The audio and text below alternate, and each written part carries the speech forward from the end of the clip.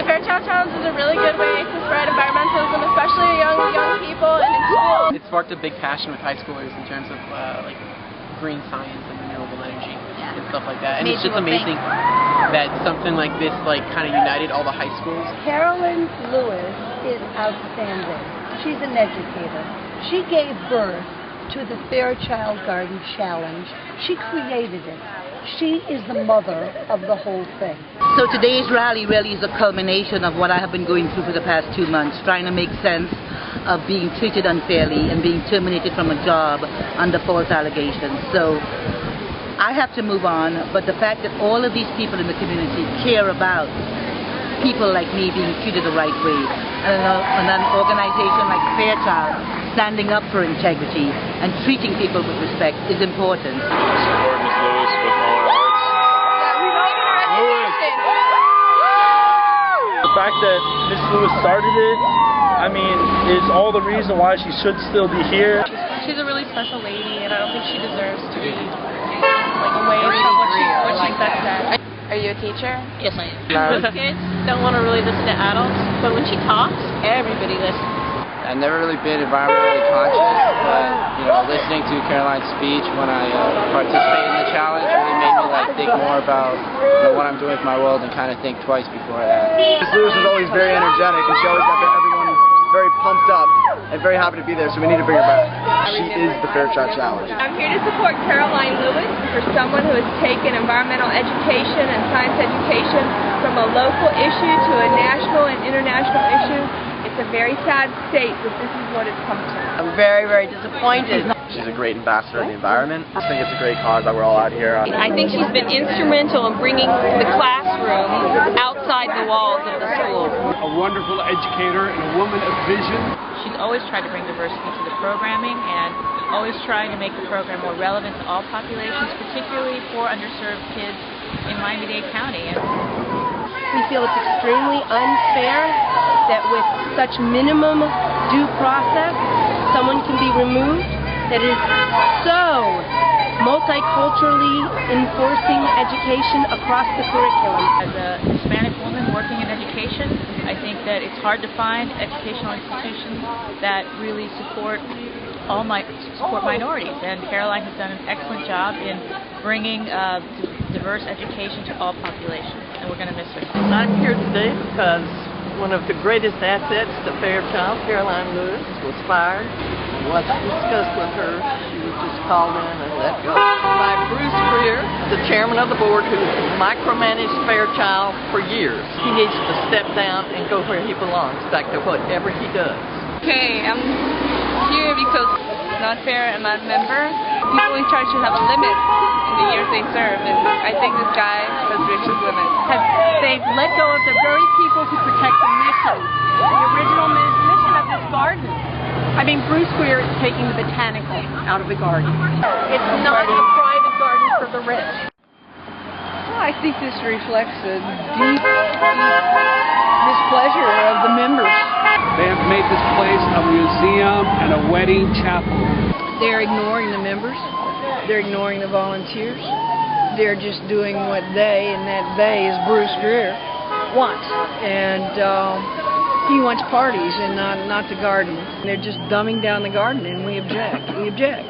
This garden is about conservation, it's about research, it's about education, it's about palms and cycads. And Bruce Greer doesn't give a damn about palms and cycads. It should be a place where people come to enjoy nature. What's that? It might be turned into a documentary. We're here because it's very unfair what happened to Miss Lewis. And we think she's a very devoted leader, and she's really dedicated to the Fairchild Challenge, and it's just not going to be the same without her.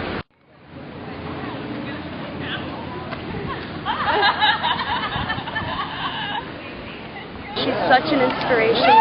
She's led this program, given so many students the wonderful opportunity to explore the environment in a creative way, and we highly feel that she's been unjustly fired and we really want her back.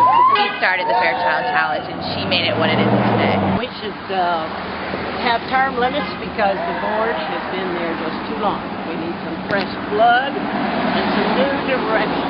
Well, I'd say, it's just a shame Fairchild needs somebody like teach kids a little out of the box that there's more to life than the S.FL. The Fairchild Challenge.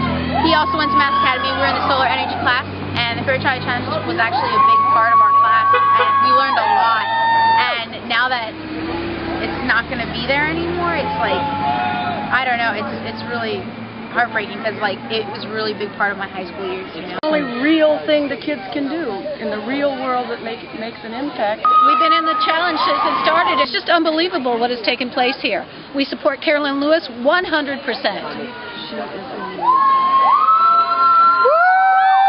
Every school, every state put forth their best, and it was acknowledged. Mrs. Lewis is the kindest, funniest person ever. She brought so much to the challenge, and we're all going to miss her. There's so many subjects that you can do for it. There's cooking one, there's art, there's paint, anything you could possibly think of. Were you part of the challenge? Did you participate a lot? Yeah. And what kind of program is it, or what does it mean to you? I love nature, I love plants, I love animals. I love being a part of it. We're here to support Ms. Lewis. Yeah. The Fairchild Challenge is just something awesome. The fact that so many people have showed up here today is just a real testament to the success of her work. I have to tell you, I have always sought employment and a job where it is a labor of love. And from the beginning, environmental education at Fairchild has been a labor of love. Fairchild Challenge in particular has allowed me to find my niche and to empower 50,000 students strong, 2,000 teachers, and an entire community. And it is not about me. It's about the way a program could really weave together the ideas and initiatives of an entire school system and community. We are truly greater than the sum of our parts. That's right. Yes. And I really have to tell you that my goal in life is to build leadership in others. And every one of you, whether you're a student or a community member, you here today, you are leadership. Because you have found your voice on an issue that's important. I hope you are seeking the information as to why we are here today. This is about me and my unfair treatment, but it's also about the way the whole of Fairchild Gardens has been operating, and time to shine a light on some of that. So thank you for being here, thank you for finding your voice, and thank you for standing up.